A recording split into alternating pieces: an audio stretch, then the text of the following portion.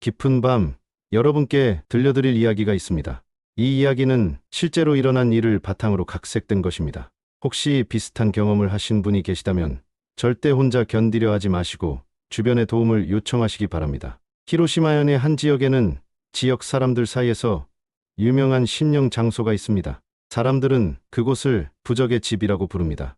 이름 그대로 수많은 부적이 붙어 있는 집이 있는 곳입니다. 다른 심령 장소들과 달리 이곳을 방문한 사람들은 대부분 뭔가 이상한 경험을 했다고 증언합니다. 평소 영적인 감각이 전혀 없던 사람들도 그곳에서는 뭔가를 보거나 느낀다고 말합니다. 한 친구가 들려준 이야기가 있었습니다. 그 집 주변에만 부자연스럽게 안개가 끼어 있었다고 합니다. 장난으로 그 안개에 소금을 던져봤더니 갑자기 그 부분만 안개가 확 갈라졌다고 하더군요. 너무 무서워서 그 자리에서 바로 도망쳤다고 했습니다. 영적인 감각이 있는 사람들의 말에 따르면 그곳에는 수많은 영혼들이 모여 있는데 부적 때문에 집 안으로 들어가지 못하고 주변을 맴돌고 있다고 합니다. 그런 이야기를 들으니 호기심이 생겼습니다. 영적인 감각이 전혀 없는 저로서는 언젠가 꼭 가보고 싶은 매력적인 장소였거든요. 어느 날 저녁 패밀리 레스토랑에서 식사를 하던 중 그 부적의 집 이야기를 꺼냈습니다. 마침 그 자리에 있던 선배와 선배의 여자친구 그리고 친구 한 명이 흥미를 보였습니다. 선배와 여자친구는 그 지역 출신이라 고등학교 때 한번 가본 적이 있다고 했는데 너무 무서워서 차에서 내리지도 못했다고 하더군요. 다른 지역에서 온 친구는 특히 더 신이 나 있었습니다. 이야기를 꺼낸 후 살짝 후회가 되었지만 이미 늦었습니다. 거기 정말 위험하다고 들었는데 갔다가 일주일 동안 잠 못 자거나 돌아오는 길에 사고 당한 사람들 이야기도 들었거든. 제가 이렇게 말하자 친구가 대답했습니다. 이제 와서 뭘 그렇게 겁내? 나는 영감도도 믿고 어릴 때부터 귀신도 자주 봤어. 그런 느낌이 들면 귀신한테 대들기도 하고 그래. 뭐가 문제야? 속으로는 이 친구가 미쳤나 싶었지만 정말 위험한 상황이 생기면 자신이 먼저 알아채고 저를 도망치게 해주겠다는 평소 무서운 것을 모르는 친구의 말에 결국 부적의 집에 가는 것을 허락하고 말았습니다. 밤 11시가 넘은 시각 부적의 집으로 향하는 산길은 압도적인 어둠과 함께 뭔가 짓눌리는 듯한 분위기였습니다. 차에서 내리며 역시 그만둘 걸 그랬나? 하며 투덜거리는데 선배 커플이 차에서 내리지 않았습니다. 형, 뭔 일이? 여자친구가 기분 나쁘다고 싫어해. 나도 그냥 여기 있을게. 친구가 와서 그냥 구경만 하자고 했지만 선배의 여자친구는 진짜 싫다. 너희 둘이서 가라고 했습니다. 뭘 그렇게 쫄아? 귀신이라면 나한테 맡겨. 는 친구에게 선배가 그 자식 시끄럽네. 여자친구 기분 안 좋잖아. 까불지 좀 말라고 했습니다. 거의 싸움이 날 뻔해서 제가 급히 말리고 결국 저와 친구 둘이서 가기로 했습니다. 뭐야? 둘이 차 안에서 뭔가 하려는 거야? 친구의 말에 저는 이런 곳에서 그건 아니겠지. 선배한테 그런 말 하는 거 아니야 라고 했습니다. 돌아와서 세게 놀려줘야겠어. 할 말을 잃었습니다. 그런데 갑자기 시야에 바리케이드가 들어와 깜짝 놀라 멈춰섰습니다. 여기부터가 본격적인 거구만. 바리케이드에는 여기서부터는 시소유 지역으로 출입 금지라고 적혀 있었고 가시철 조망까지 둘러져 있었습니다. 넘어갈 수 없어서 한 번 숲을 벗어나 철조망이 끊어진 곳을 찾아 넘은 후 다시 길로 돌아와 앞으로 나아갔습니다. 지금 생각해보면 그 바리케이드를 넘은 순간 갑자기 추워진 것 같기도 하고 그렇지 않은 것 같기도 합니다. 어쨌든 공기가 바뀐다는 건 확실히 느꼈습니다. 저는 긴장한 채 말없이 걸었는데 반대로 친구는 계속 떠들어댔습니다. 저기 있네. 오, 저기도 있고. 여전히 여유로운 모습이었습니다. 그런데 부적의 집에는 가짜가 있다는 말을 전부터 들어왔었습니다. 학교 친구가 말해준 바에 따르면 산길을 가다 보면 우선 하얀 집을 만나게 되는데 그 집은 그냥 버려진 일반 민가라고 했습니다. 그 집 옆에 오르막으로 된 오솔길이 있는데 거기를 올라가야만 진짜 부적의 집에 갈 수 있다고 했습니다. 가끔 그 일반 민가를 부적의 집으로 착각하고 그대로 돌아가는 사람들도 있다고 하더군요. 그 가짜 집은 정말로 있었습니다. 친구에게 그 이야기를 미리 해둔 덕분에 둘 다 착하게 그 집 옆에 오솔길을 향했습니다. 거기서 친구가 담배 좀 피우고 가자며 멈춰 섰습니다. 좀처럼 불이 붙지 않는 것 같았습니다. 저는 멍하니 하얀 집을 바라보며 여기도 분위기가 엄청나네라고 하면서 하얀 집으로 다가갔습니다. 왠지 그 일반 민가도 주위를 쇠사슬로 둘러놓고 있었습니다. 딱히 아무런 느낌도 없이 쇠사슬 밑을 지나려고 하는데 뒤에서 제 이름을 부르는 소리가 들렸습니다. 놀라서 돌아보니 친구가 담배를 피우면서 동그래진 눈으로 저쪽을 보고 있었습니다. 무슨 일인지 몰라 움직일 수 없었는데 친구의 시선이 저를 향한 게 아니라 제 등 뒤를 향하고 있다는 걸 깨달은 순간 전신에 소름이 돋았습니다. 등줄기가 차가워지는 느낌은 태어나서 처음이었습니다. 바로 친구 쪽으로 달려가고 싶었지만 아무리 해도 다리가 움직이지 않았습니다. 완전히 패닉 상태에 빠졌습니다. 그때 친구가 갑자기 엄청난 비명을 지르면서 왔던 길로 달리기 시작했습니다. 그 큰 소리 덕분에 저도 정신을 차리고 전력으로 뛰기 시작했습니다. 그 숲길이 유난히 길게 느껴졌고 절망적인 공포가 엄습했지만 뒤를 돌아보면 안 된다는 상황이 바로 이런 걸 말하는 거구나 하는 생각이 머릿속을 스쳤던 기억이 납니다. 드디어 숲길을 빠져나와 일반 도로로 뛰쳐나왔고 그 기세로 차에 올라탔습니다. 차에 타자마자 상황이 심상치 않다는 걸 깨달은 선배가 물어왔습니다. 너희 왜 그래? 무슨 일 있었어? 저는 부들부들 떨림이 멈추지 않아서 제대로 대답할 수도 없었습니다. 일단 빨리 출발해줘. 거기서 멀어지고 싶은 마음 하나로 그 말만 반복했습니다. 저희가 겁먹은 모습이 보통이 아니어서 선배도 놀리지 않고 차를 급발진시켰습니다. 한동안 아무 말 없는 운전이 계속되고 선배 여자친구의 흐느끼는 소리만 들렸습니다. 그러다 갑자기 등을 세게 팡팡 맞았습니다. 놀라서 옆을 보니 한쪽 입꼬리를 올린 친구의 얼굴이 있었습니다. 재밌었지? 그 한마디에 모든 게 이해됐습니다. 솔직히 친구를 죽이고 싶었지만 분노 이상의 안도감과 해방감이 넘쳐나와 단숨에 몸에 힘이 빠져버렸습니다. 선배도 상황을 파악한 듯 이 자식 하면서 문미로 너머로 친구를 노려봤습니다. 이놈은 최악이야. 이놈하고는 2번 다시 심령스팟 안 와. 그래도 다행이다. 선배도 같은 기분이었을 겁니다. 평소 불같은 성격인 선배지만 친구를 그리 탓하지는 않고 몇 분간 달리기만 했습니다. 안정을 되찾은 차 안은 단숨에 밝아졌고 친구가 그때 상황을 재현하며 떠들어대면서 시내로 돌아왔을 무렵에는 원래 텐션으로 돌아와 모두가 웃고 떠들고 있었습니다. 편의점으로 들어가려 할 때 선배가 뭐 좀 마실래? 했던 바로 그 순간이었습니다. 차 지붕에서 큰 소리가 나면서 차가 흔들렸습니다. 선배가 순간적으로 급브레이크를 밟아서 뒷차에서 경적 소리가 울려 퍼졌습니다. 일단 편의점 주차장으로 들어가. 뒷차한테 민폐잖아. 선배 여자친구의 말에 저도 뭐가 뭔지 전혀 몰랐습니다. 새 같은 걸까? 하고 생각하는 사이 차는 편의점 주차장으로 들어갔습니다. 서둘러 차에서 내려 지붕을 확인했는데 움푹 들어간 곳은 없었습니다. 핸드폰 라이트로 비춰봐도 긁힌 것 같은 자국은 발견되지 않았습니다. 이상하네. 분명 뭔가 떨어졌는데 무슨 일이 일어난 건지 전혀 알 수 없는 채로 차 주변과 근처 도로를 서성거리다 보니 친구가 차에서 내리지 않은 걸 깨달았습니다. 차로 돌아가서 왜 그래? 물어봤지만 대답은 없었고 고개를 숙인 채 떨고 있는 것 같았습니다. 이상하게 가슴이 뛰어서 강하게 어깨를 흔들어대면서 야, 왜 그러는데? 소리쳤습니다. 친구는 갈라지는 목소리로 한마디 중얼거렸습니다. 따라온 거야. 그 말에 저는 제정신이 아니게 됐습니다. 따라왔다니 뭐야? 너 그거 거짓말이지? 친구는 파랗게 질려 떨고 있었고 선배 여자친구도 울기 시작했습니다. 일단 진정시키려는 차원에서 편의점에서 따뜻한 음료를 사다 주고 조금씩 이야기하게 만들었습니다. 처음부터 위험했어. 거기 바리케이드 있었잖아? 우리가 일부러 숲으로 돌아간 건 철조망 때문이 아니야. 바리케이드 바로 앞에 사람이 서 있었거든. 그래서 그랬던 거야. 너한테는 안 보이는 것 같아서 아무 말도 안 했는데 거기서 그만두자고 했다간 겁쟁이 취급받을까봐. 바리케이드를 넘어도 귀신들이 우글거렸어. 숲속 길에도 서 있었고 그래도 우리한테는 별 관심 없어 보여서 어떻게든 아무 일 없이 지나갈 수 있을 거라고 생각했어. 그 가짜 집에 도착했을 때 거기에는 진짜로 귀신이 없었어. 겨우 안심하고 담배나 한 대 할까 생각했지. 그래서 불을 붙이려는 동안 내가 어디론가 가길래 내 쪽을 봤더니 있었던 거야. 머리 긴 여자가 쇠사슬 밑을 지나가려는 널 내려다보고 있었어. 그래서 바로 널 불러서 도망치려고 했는데 이미 늦었어.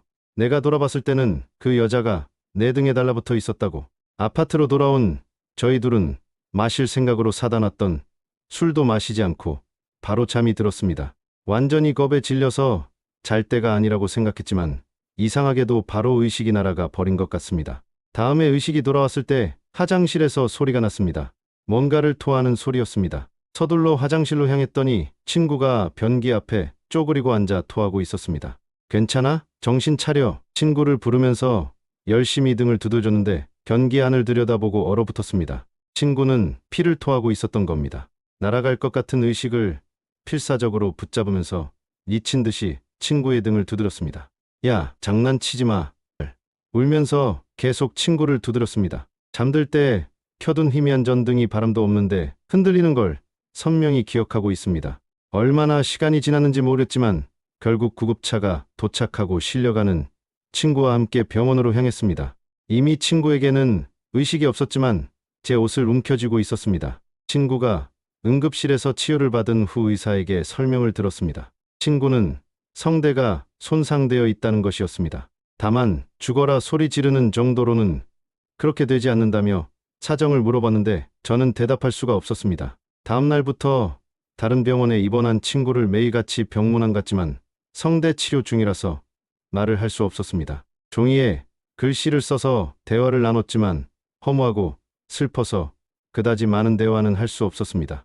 물론 그날 밤 일 같은 건 물을 수도 없었죠. 한동안 그런 식으로 지내다가 이제 곧 퇴원이라던 어느 날 병문안을 갔더니 친구가 사라져 있었습니다. 물어보니 어제 퇴원했다는 겁니다.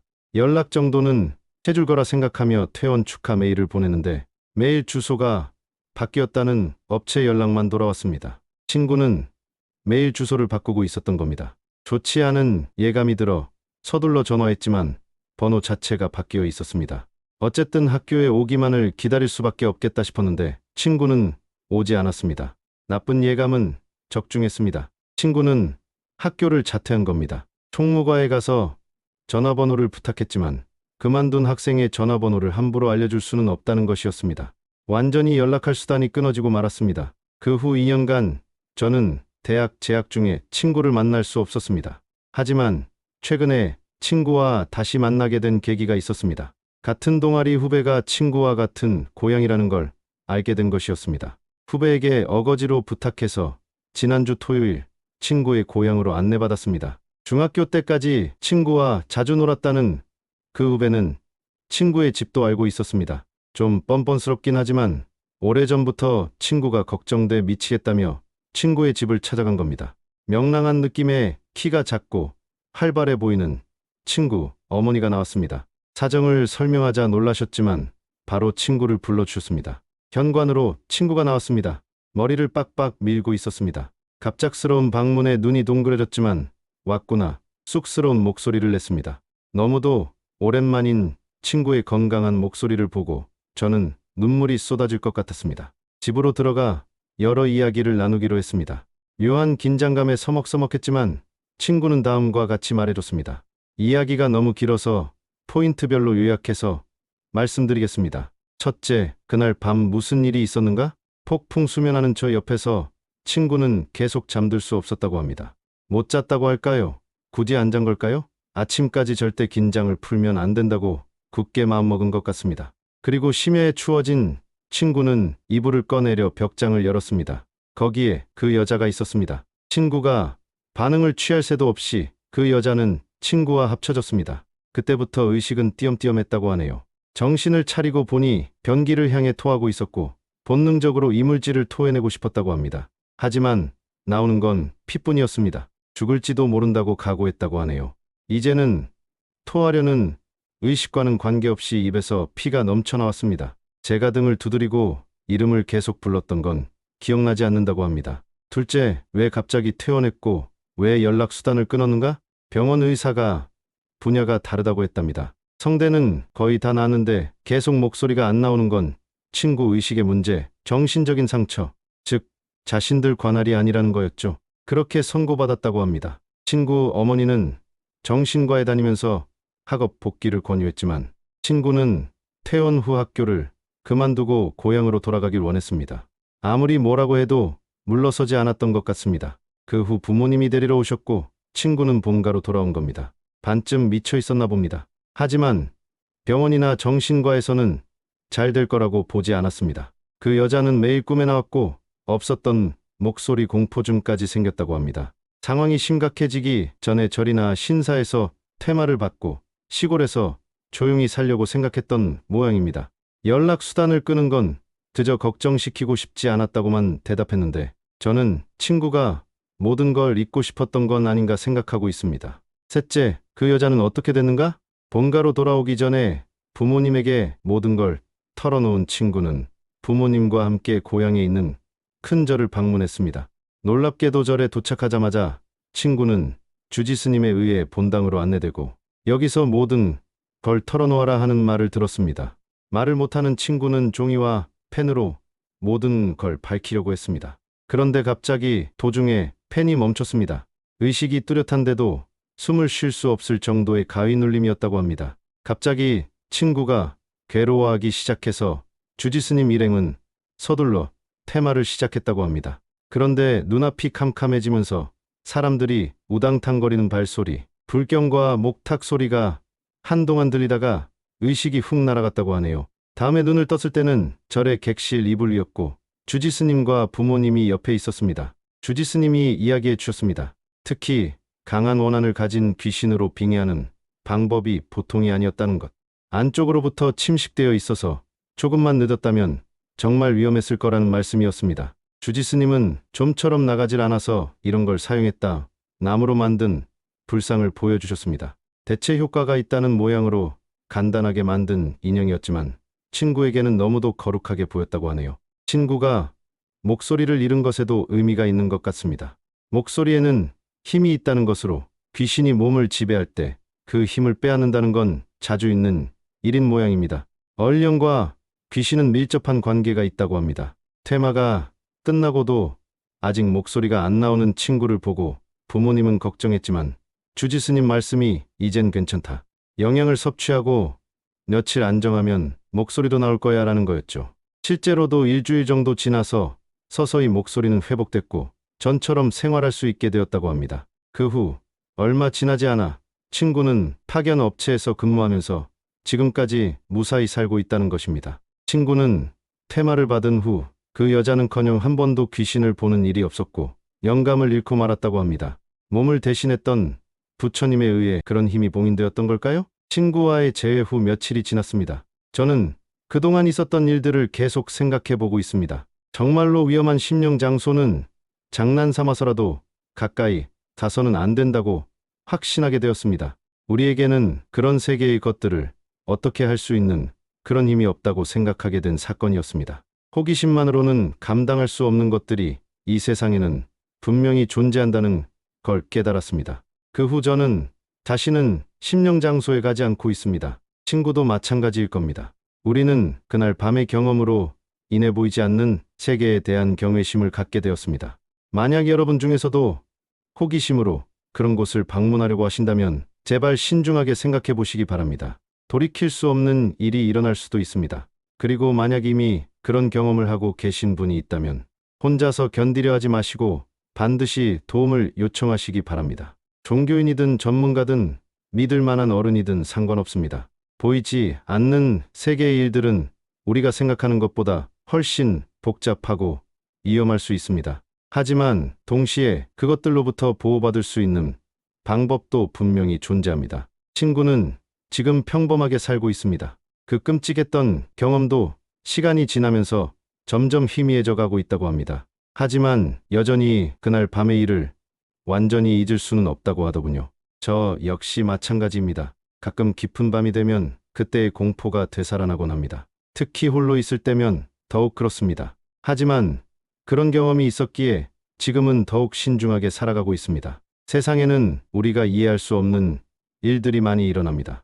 모든 것을 과학적으로 설명할 수 있다고 생각하지만 때로는 그 한계를 인정해야 할 때가 있습니다. 부적의 집, 그곳은 지금도 그 자리에 있을 겁니다. 수많은 부적들이 붙어있는 그 집과 함께 들어가지 못하는 영혼들이 여전히 주변을 맴돌고 있을지도 모릅니다. 하지만 이제 저는 그곳에 대해 더 이상 호기심을 갖지 않습니다. 어떤 것들은 그냥 멀리서 바라보는 것만으로도 충분하다는 걸 배웠으니까요.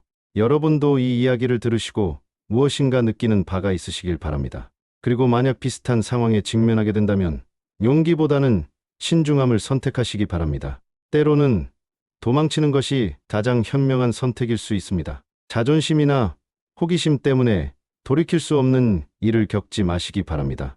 깊은 밤, 여러분께 들려드린 이 이야기가 여러분의 마음속에 작은 경고가 되었으면 합니다. 보이지 않는 세계를 함부로 건드리지 마시고 항상 안전을 우선으로 생각하시기 바랍니다. 이것으로 오늘 밤의 이야기를 마치겠습니다. 안전한 밤 되시기 바랍니다. 구독과 좋아요는 귀신라디오 귀신 출몰의 가장 큰 힘이 됩니다.